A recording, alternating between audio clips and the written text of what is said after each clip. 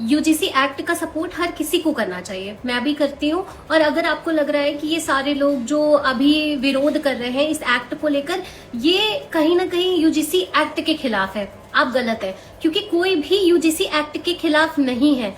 अब यहाँ पर बात ये आ रही है कि जब हर किसी को यूजीसी एक्ट से प्रॉब्लम नहीं है तो विरोध क्यों?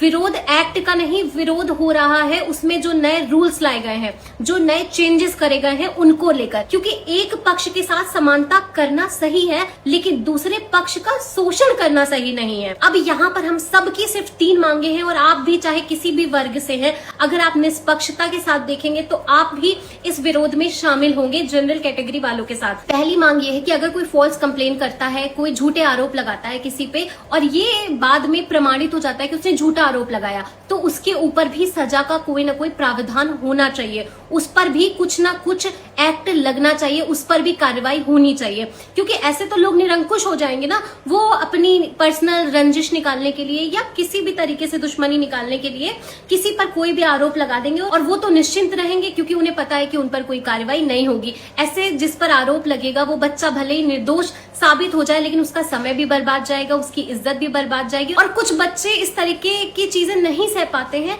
तो वो इवन आत्महत्या भी कर लेते हैं। तो सेफ्टी गार्ड के लिए ये चेंज बहुत जरूरी है। दूसरी बात ये आती है कि जो इक्विटी कमेटी होगी, जो ये डिसाइड करेगी, निर्धारित करेगी कि बच्चों के साथ कास्ट डिस्क्रिमिनेशन हुआ है या नहीं हुआ है, उसमें कहीं ना कहीं जनरल के बच्चों के लिए भी रिप्रेजेंटेटिव होने चाहिए जो जनरल कैटेगरी के हों।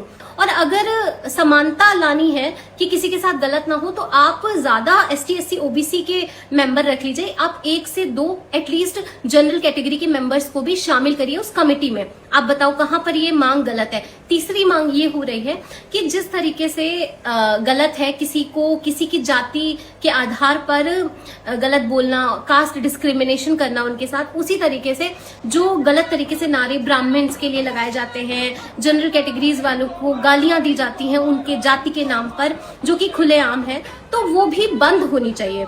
उनके साथ भी जाति के आधार पर शोषण नहीं होना चाहिए। अगर ये चीजें नहीं खत्म होंगी तो कहीं ना कहीं जो आने वाली जनरेशन है, क्योंकि कॉलेजेस में कौन है, हमारी जो आने वाली युवा पीढ़ी है वो है, आने वाली जनरेशन है वो है, उनके मन में आक्रोश बढ़ेगा कि इन लोगों की वजह से हमारे साथ गलत हो रहा है, यहाँ पर हमारे अधिकारों को छीना जा रहा है, हमारा शोषण हो रहा है इनको प्रिविलेज देने के चक्कर में। तो ये चीज आप बताओ कि क्या आने वाले समय में कास्ट डिस्क्रिमिनेशन खत्म होगा, जात पात खत्म होगा? नहीं होगा, बल्कि ये चीजें और गहरा जाएंगी, पीढ़ी दर पीढ़ी ये चीजें गहरी होती चली जाएंगी। तो हम सारे लोग यूजीसी एक्ट का विरोध नहीं कर रहे हैं, यूजीसी एक्ट के जो नए रूल्स है उनका विरोध कर रहे हैं।